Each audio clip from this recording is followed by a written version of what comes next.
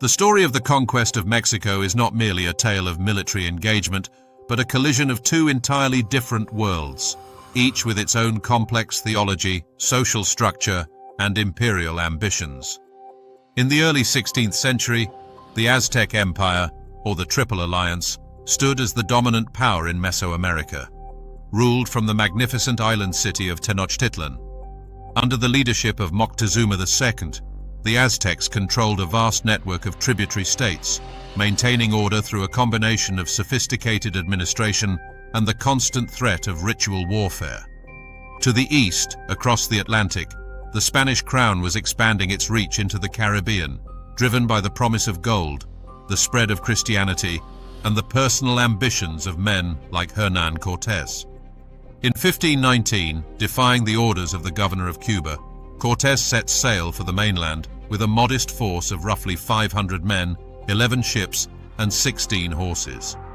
This expedition was technically an act of mutiny, meaning Cortés knew that only a spectacular success could save him from execution upon his return. When the Spaniards landed on the coast of Veracruz, they encountered a landscape that was both alien and awe-inspiring. Almost immediately, Cortés demonstrated a keen understanding of the political fractures within the Aztec Empire.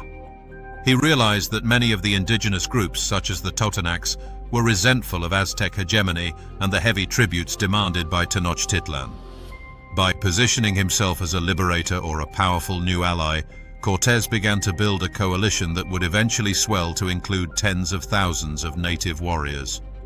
A pivotal figure in this early stage was Malintzin, also known as La Malinche, an enslaved Nahua woman gifted to the Spaniards. Her ability to speak both Mayan and Nahuatl made her an indispensable translator and advisor, allowing Cortés to navigate the intricate diplomatic protocols of the region.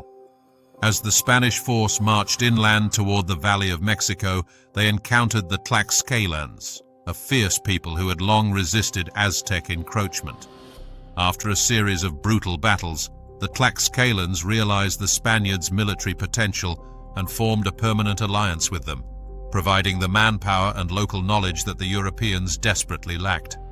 Meanwhile, in Tenochtitlan, Moctezuma received reports of these floating mountains and the strange, bearded men who rode giant deer and carried sticks that spat fire.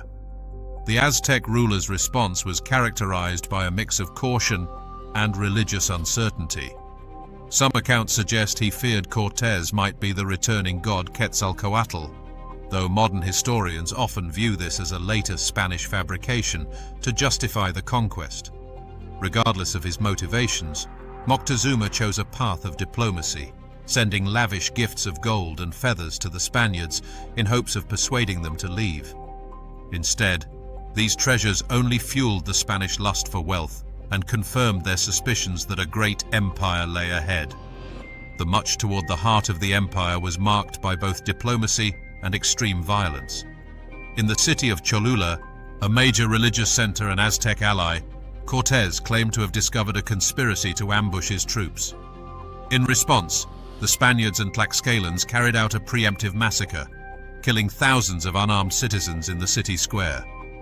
This act of terror served as a grim warning to any other cities considering resistance.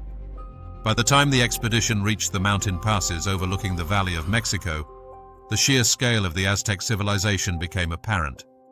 Below them lay a series of interconnected lakes, dotted with thriving cities, and the massive, shimmering metropolis of Tenochtitlan at the center.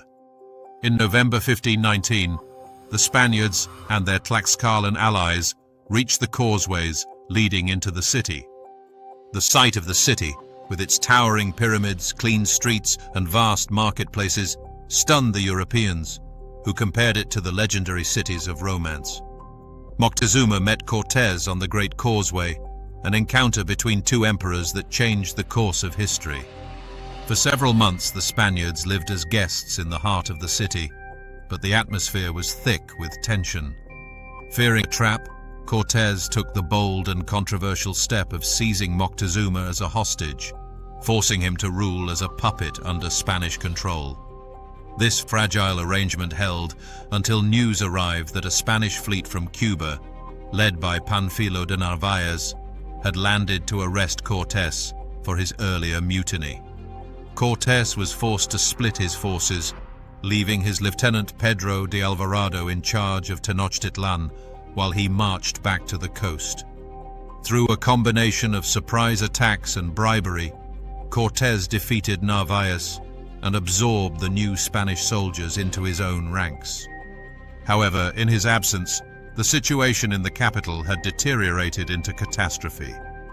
During the great festival of Tlaxcala, Alvarado grew paranoid of an Aztec uprising and ordered his men to seal the exits of the temple courtyard. The Spaniards then slaughtered the dancing nobility and priests, an event known as the Massacre in the Great Temple. This atrocity shattered any remaining peace, and the city rose in a violent, unified revolt. When Cortés returned with his reinforced army, he found his men besieged within the palace of Axayacatl. The Aztecs had cut off the food supply and destroyed the bridges on the causeways. In a final attempt to calm the populace, Cortés forced Moctezuma to the rooftop to plead for peace. The people, now viewing their leader as a coward and a traitor, responded with a hail of stones and arrows.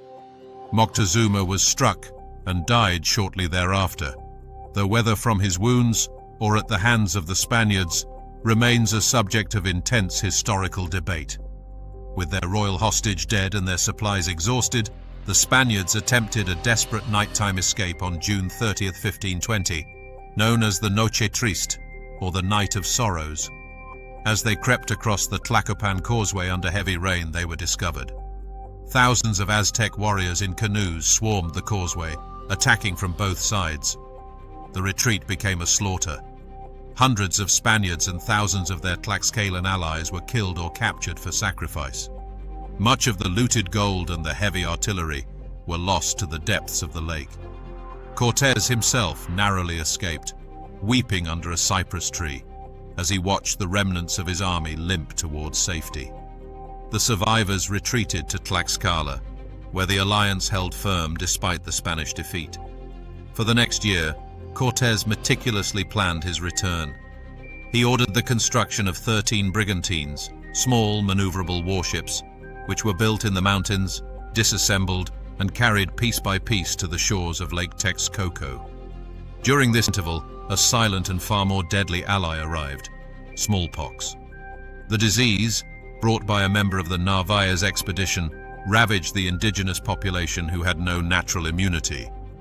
It killed the new Emperor Cuitláhuac, who had successfully driven the Spaniards out, and decimated the ranks of the Aztec military and nobility, leaving the empire in a state of political and social collapse. In May 1521, Cortés launched his final assault.